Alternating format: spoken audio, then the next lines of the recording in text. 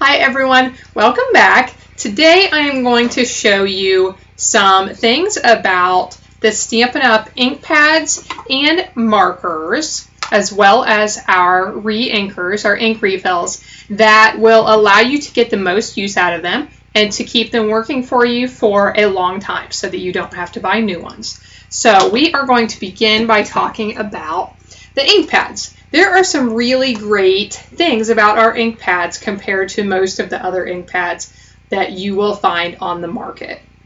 One thing that I love is when you get your ink pad, check out the bottom of it. There will be a sticker down here with a couple of labels that look like this right here. They come in 4 languages, so you will pick the sticker that is for your language. Mine is English, if you didn't notice.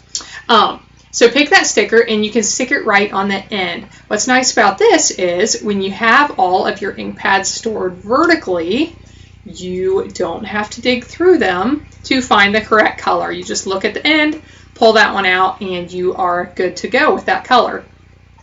Another great thing, you see these 3 dots right here. This tells you where to open your ink pad. Our ink pads lock closed, and I'm going to tell you from experience, it's really nice when you drop your ink pad on the floor and the lid does not just pop off and get ink everywhere. So right here where these 3 dots are, you press with your thumb, lift it up, rotate it, and you're going to snap it back into place. And at this point, it would be open and ready to use. I had a little fuzzy on there. So what's great about not only the fact that they lock closed, but if you notice, when you open it up and flip it, when it was closed, the ink pad was stored upside down, which is the way you're always supposed to store your ink pads, so that when you go to use them, the ink is right here on top where you need it. So that's another great thing. Now the stamping, the surface of our pads is very large, which is nice. Again, it's much larger than many of the other ink pads you will find. And something I also want to mention, you see this little blotch of ink right here on the lid. I'm going to show you how that got there. When you first pop your pad open before you flip it, if you squeeze, you will get some ink right there, and I'm going to show you why you might want that. Now, maybe if you are going to do some sponging or something, you might use that. The way I use it most of the time is with our aqua painters, and if you haven't used these, I will probably do a video sometime on these. I love these. They have water in them, and if you squeeze it, you will see down here in the tip, you'll see more water coming down into it. So I'm going to get some ink here and add that to my water, and then you can add color to your project. If you have a stamped image that you want to color in, these are what I use almost always to color in images like that. You can just use your markers the way they are. I have become a huge fan of the aqua painters. Let's say I want it to be a little darker, go back and add more. So that is one of the ways I use this little ability to get some ink on the lid of your pad. Now, let's say you have used this color a whole bunch and you need to re-ink it because it's drying out. It's really nice that you can get our re-inkers and continue using that same pad. And re-inkers are cheap. They're only a couple of dollars, so it's a great investment to get the ink pad, and then once you've used up the ink in there, just get that ink refill and fill it back up. So I'll show you how to do this. Basically, you are just going to move this back and forth while you are squeezing gently to release ink. And I am not going to add a whole bunch to this one because it actually doesn't need much.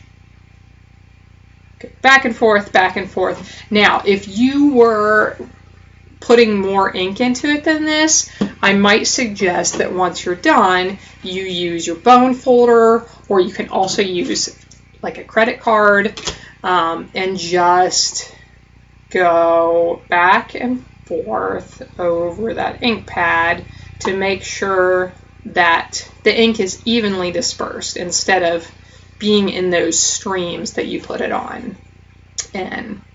Okay, so there are a couple things about the ink pads.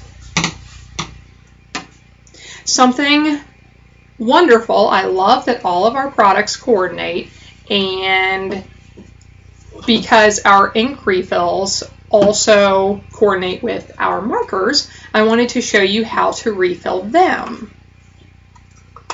One quick thing about our markers, you always want to keep these stored flat.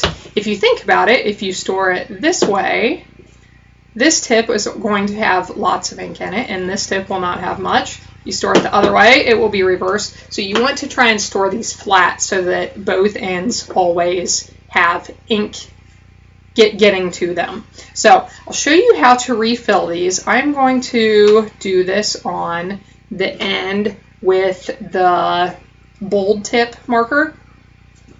Use some tweezers, or you can just use your fingers. I'll just keep my fingers a little bit cleaner this way. Gently pull that tip out and set it aside.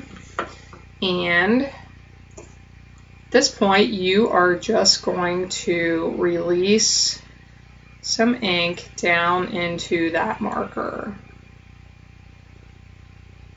And I try to do this fairly slowly. I don't want it to overflow on me.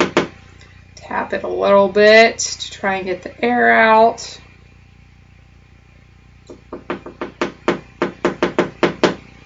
And I think I may have gotten too much.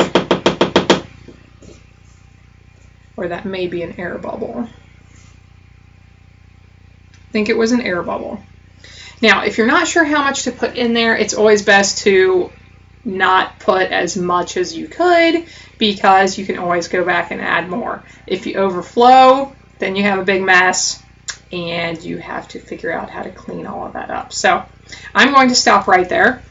Once you have it re-inked, if there was a particular side that you're using and you want it to fill up quicker, you could store it with that end down for a little bit just to get it refilled faster. But my suggestion would be just to leave it horizontal again, and after a little while, both ends should have access to that ink again. So there are a few tips on using our ink pads and our markers, and I hope they were helpful. I'll see you next time.